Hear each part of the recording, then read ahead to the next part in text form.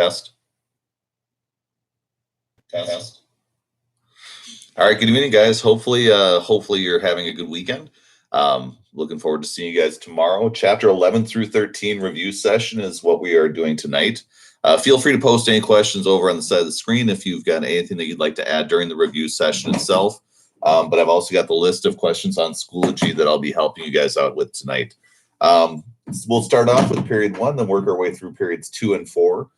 Catherine, I see your question. And so Catherine's questions, the first one is asking about what's the importance of the orders in council and how do they affect America? When you think about the orders of council, they're going to be happening in the period of Thomas Jefferson, where you've got the French and the British battling one another, especially as Napoleon is starting to expand outwards. And the orders of council is where the British are going to be telling everybody in the world that if you want to trade in Europe, you have to go through England first. And England is trying to prevent any supplies from getting over to enemies such as France.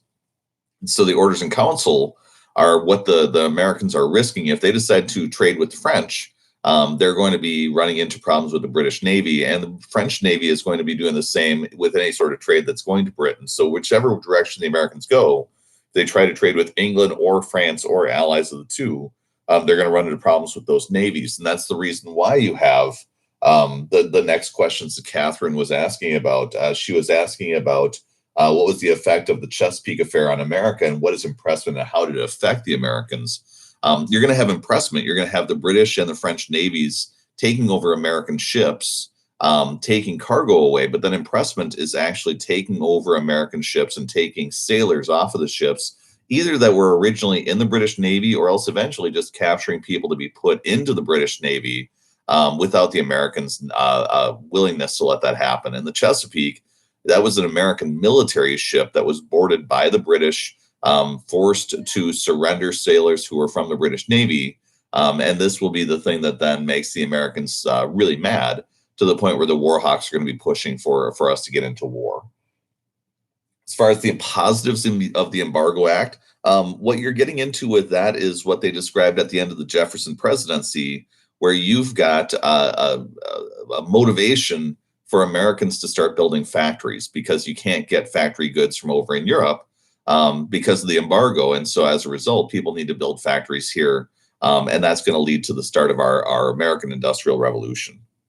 Let me see here.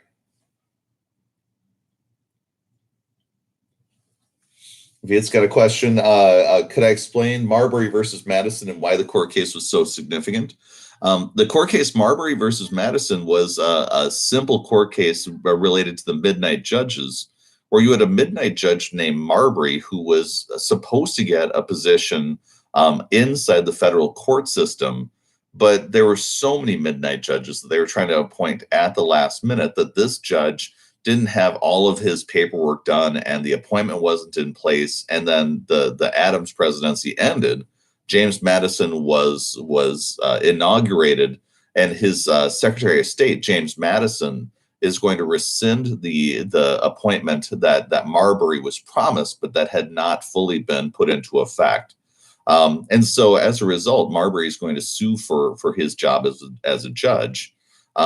The problem with the court case is two parts.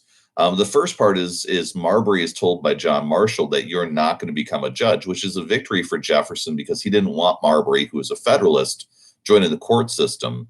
But then what John Marshall did is he used the fact that when the court case was first heard, they went directly to the Supreme Court to figure out the solution to this problem. The problem is the only way they were allowed to do that is with the Judiciary Act of 1789, written by Congress, signed by George Washington, organizing the federal court system. The problem was the Judiciary Act of 1789 said a court case like this goes directly to the Supreme Court.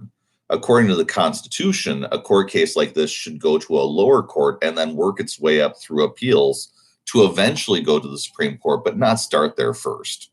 So the fact that the Judiciary Act said that this court case started in a different place than what the Constitution said is the issue with Marbury versus Madison. And so in Marbury versus Madison, Marshall is going to say that there's part of the Judiciary Act of 1789 that is unconstitutional. and it needs to be stricken from the record, because if you want to change the Constitution, you have to create an amendment to the Constitution. You can't just create a brand new law. So what John Marshall did at that moment is he supported Jefferson a little bit by keeping Marbury out of a job, but he also totally challenged Jefferson and Madison's views with the Virginia and Kentucky resolutions, where they claimed that states decided what was constitutional, and Marshall argued that it was the Supreme Court that gets to figure that out.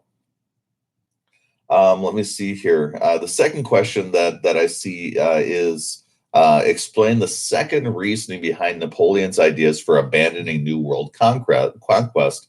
The first reason was because he couldn't supply the New Orleans area with food and materials, because he couldn't conquer Haiti. And then there's a question about what the second reason is. The second big reason is Napoleon had ambitions in Europe as well. And he started to realize with his troubles in Haiti that if he tried to take on a land war here in America, while also trying to conquer all of Europe, that would be too much for him at that time. And so that's the reason why the sale of New Orleans is going to make sense to him, because that focus, his main focus, is on Europe and trying to be the dominant power there. Let me see here. I also see the question about why Jefferson was hesitant to use the elastic clause in order to carry out the Louisiana Purchase. He recognized that the Louisiana Purchase was great for America, that it was a great deal. It was a limited time offer, and the price was super low. The major problem that he had, though, was that he had always been against using the elastic clause during the Washington and Adams presidencies, especially with things like the Bank of the United States. And he realized that he would be violating all of his principles if all of a sudden now, just a few years into his presidency, he casually used the elastic clause to make the Louisiana Purchase after making a big deal out of it in all of those previous presidencies. So that's the reason why Jefferson is hung up, because that's always been his principle. But he's going to realize being president requires maybe to be flexible with his principles in light of what's good for the country. And so he's willing to be flexible with his ideals, even though he's not 100% comfortable doing it. Catherine has a question. How did the War of 1812 positively and negatively affect Americans? The negative first, it was a war that we got into with ambitions, but without the actual military to pull off a lot of what America wanted to do. We really didn't have the Navy on the Atlantic Ocean be able to push back hard against impressment. We really didn't have the army that was needed to invade Canada and conquer it. We lost Washington, D.C., which was burned to the ground by the British when they invaded. But the positives that we have are going to be, number one, the realization that the Europeans didn't have the power to be able to take over the United States like they did when we were 13 colonies. At this point, geographically and demographically, which means numbers, there's way too many people here to be dominated easily with 1800s technology. The victory at New Orleans, though, was huge because of the fact that could have been catastrophic if New Orleans would have been captured by the British. That would have cut off trade from the Midwest, and that would have been really bad. So Jackson holding on to New Orleans is crucial. For Americans, they are happy that the Native Americans out west are no longer going to be getting British assistance. And you're about to be seeing in your textbook a really quick movement to remove Native Americans then from east of the Mississippi River to west of the Mississippi River for expansion to take place. From this point forward, also, we are done having European wars. They're removed as a threat on the American continent. And so we're going to be seeing a period of manifest destiny where America will go from East Coast to West Coast. And then it's only at that point that they start looking at imperialism and stuff outside of our country in a huge way, which will draw us into wars in World War I and World War II. But that's obviously far in the distance because that's 1914, and we're in 1840. So we've got a number of decades where we'll largely be isolated and focused on just the United States. I think I've finished with questions for period one. Let me jump to period two. Sophia has a question, what the Tariff of Abominations was and why the South didn't like it. The Tariff of Abominations was a protective tariff. And so this was a tax on foreign goods that was really high, 20 or 25% on certain products that were being brought inside the country. And when this tariff was created, it was Henry Clay's idea to create a protective tariff that would keep out European imports. And the thinking behind it was that if we can keep European imports out, Americans will then start buying products from American factories, which are just getting started up following the War of 1812. And if we can convince Americans to buy from American factories, they'll hire American workers. That'll put more money into the economy. It'll encourage the factories to get bigger, and it'll help to build up our industrial base, which will make America stronger and wealthier. The problem that the Southerners have are two-part. Number one, they used to be able to get really cheap goods from Europe, but now the tariff is making everything more expensive. And for the Southerners, they want to take every stitch of money that they have and put it into more land. And they're trying to buy slaves, because if you buy slaves, you have more workers to be able to produce more of the tobacco, rice, indigo, or at this point, cotton that will make you wealthy. They're also really mad because this is a tax that's going to hurt Southerners by making everything more expensive and forcing Southerners to buy from Northern factories. And this is building sectional tensions between the North and the South, because the South doesn't feel like it's doing great during this time period, and they feel like they're being picked on. The final thing you should notice, though, is that there's going to be a reciprocal effect. And what that means to reciprocate is you do something for me, I do something for you, or you do something to me, I'll do something to you. So what's going to happen is when we increase our tariffs on European goods, Europe starts increasing their tariffs on American goods, especially on American cotton. And so for Southerners, they're going to find that not only is the price of everything more expensive, but they're now having to pay taxes to sell cotton in Europe. And that's making it really hard for them to make a profit. So that tariff of abominations is really setting off Southerners, because they feel like they're being picked on twice and made poorer. And the only people who are making out well with this are Northern factories, which they already didn't like during the period of like the Bank of the United States, Hamilton, and so on. So when you see Andrew Jackson's hostility towards the Bank of the United States, and he's a common man who's fighting against the forces of the East, that's the reason why a lot of people in the United States are going to embrace that. Let me see here. Ella has a question. Why was America worried about Russia at the end of chapter 12? And what was the Russo-Japanese treaty? Sorry, Russo-American treaty. I sorry, I keep confusing the two. There'll be a Russo-Japanese treaty in the early 1900s that we'll get to under Teddy Roosevelt. But I'm blending them together. So the Russo-American treaty that's going to happen here this time. Americans are really nervous because Russia is starting to look at the west coast of the United States with the intent of possibly using that area to colonize themselves. And so they're looking at the area of Alaska, Vancouver area, Seattle nowadays, all the way down the west coast, especially recognizing that that's not heavily defended by the Spanish, who have areas there. The British are going to have a light claim on that area. But when in the time period that we're studying, there's only a few fur trading companies that are located along the west coast of the United States. And they're definitely not enough to stop the Russians. But for the Russians themselves, they don't have a lot of movement in that direction either, except for a few scattered colonies. So the Russo-American Treaty are going to set up boundary lines at the base of Alaska to determine what belongs to each country. North of that line belongs to Russia, which is the reason why America will buy Alaska from Russia in the 1860s. And then south of that line is the Oregon Territory that's going to be owned by the British and the Americans together in defense of Russians moving south. And we're about to see a tense period come in the 1840s when we almost go to war with Britain over who's going to control that territory, because a lot of Americans will start flooding out to Oregon at this point in your textbook. And so it's going to create a little bit of tension. Just fresh right here. I do not see any more questions for period 2.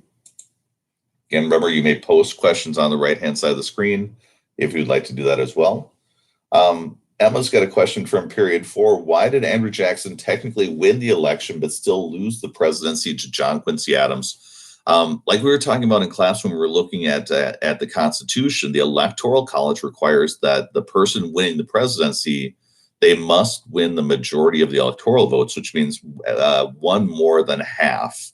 And when you take a look back at the chart that's inside your textbook with Andrew Jackson, you're going to find that he wins what's called a plurality, where he has more electoral votes than any other one person in the election, but he doesn't have more electoral votes. He doesn't have a majority plus one of all the electoral votes.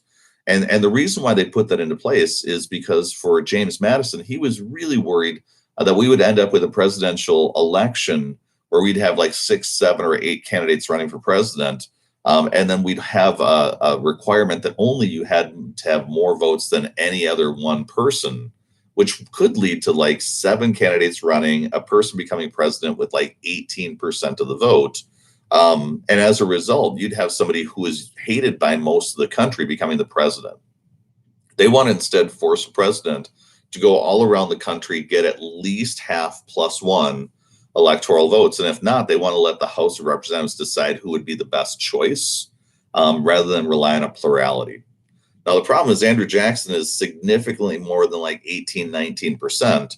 And he's the obvious choice for the most of the people who are voting, especially south and west of the Appalachian Mountains. So when the corrupt bargain is done to give John Quincy Adams the presidency, Henry Clay the position of Secretary of State, this is going to very much set off people in the South and the West, especially since many of them have just been elected to Congress. And that's why John Quincy Adams' presidency is miserable and they get virtually nothing done.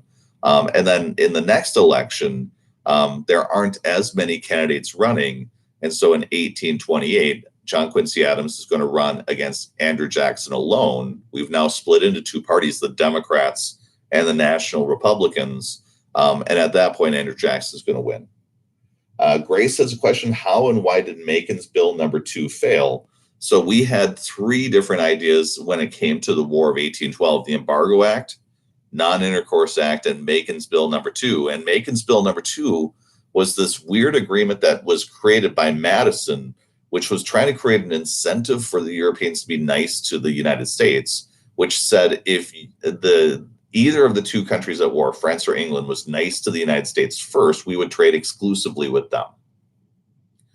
The problem was the Americans were desperate to start trading. People up in New England were really starting to feel the pinch from the Embargo Act and the Non-Intercourse Acts, and they want to get their boats out in the ocean.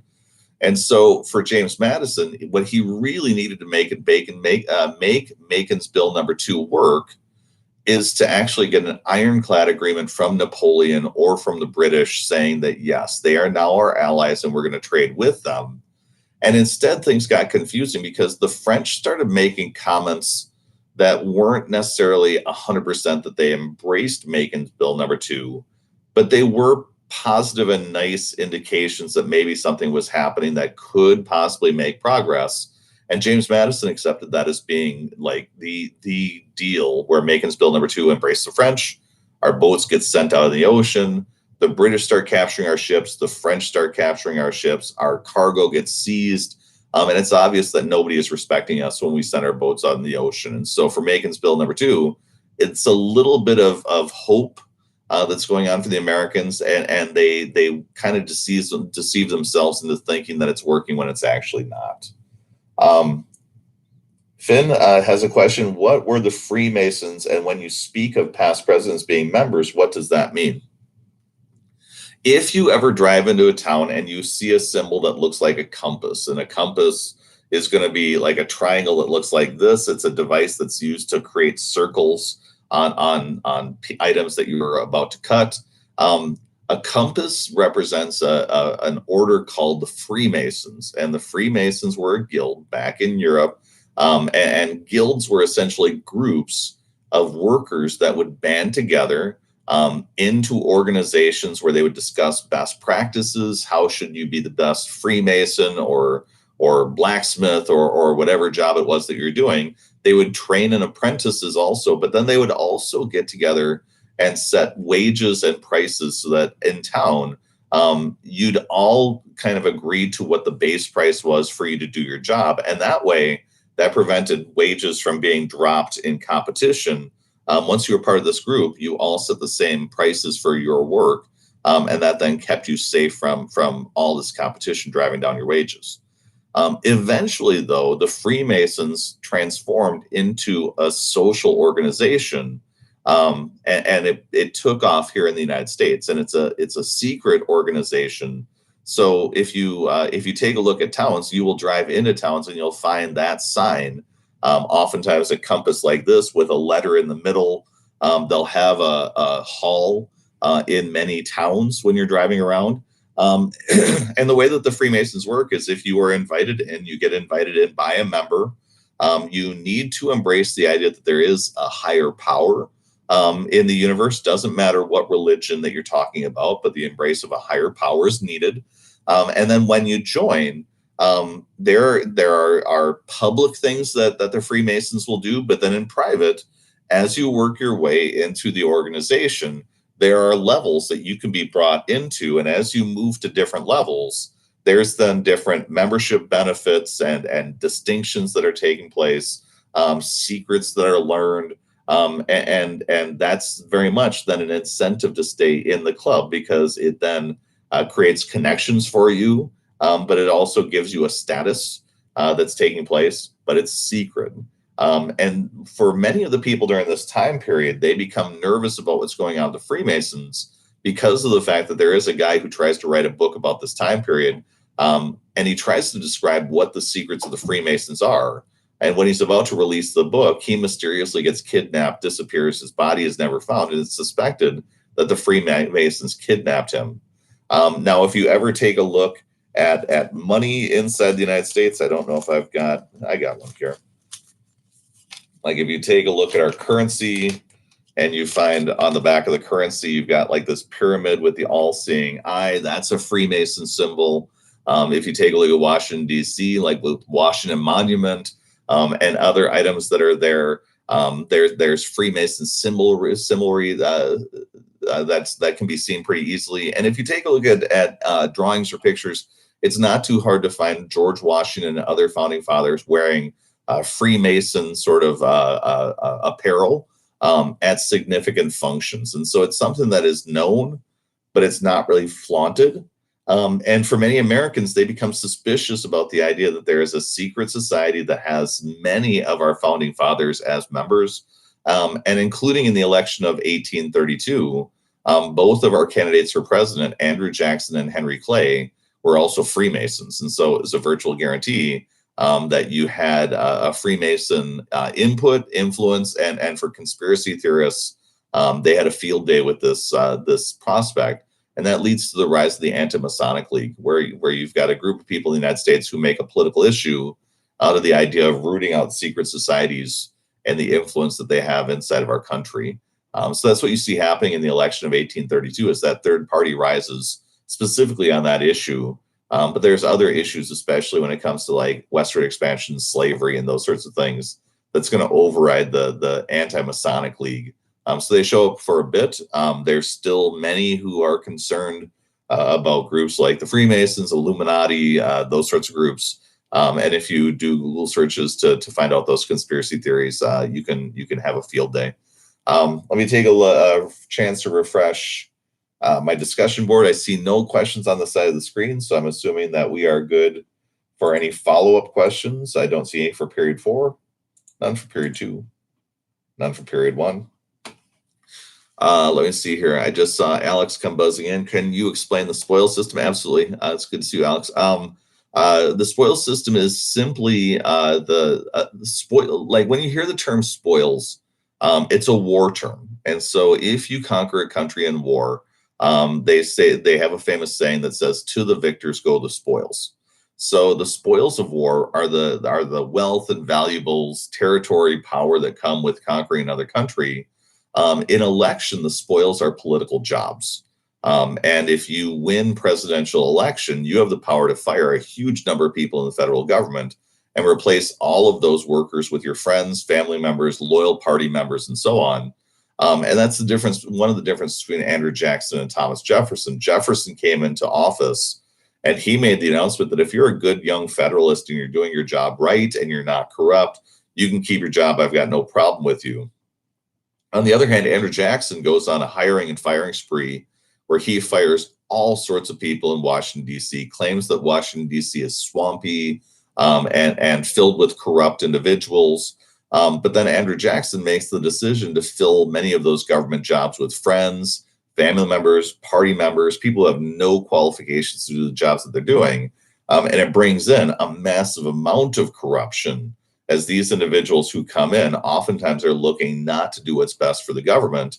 Many of them have no experience or qualifications to actually be doing the job, but they do recognize that they are in a position to scam a bunch of money in what's called graft, GRAFT, where you figure out ways to take money from the federal government to make yourself rich while you're working in a government position supposed to be for the good of the country. So hopefully that helps out. That's what Jackson is up to. I'll give just another heartbeat for any other questions that might pop up, but I'm hoping that you guys are in good shape and ready to go. I will say the snow's coming down right now. It's damp outside, and the roads are supposed to be bad, and it's supposed to get quite chilly this evening. So if you are one of my drivers who's driving back and forth from school, be careful when you come into school tomorrow. I don't see any other questions, so I'm assuming that we are good here. Feel free to buzz by my desk tomorrow if you've got any sort of questions or problems. But otherwise, good luck with your test preparation tonight, and I will see you tomorrow. Have a good night.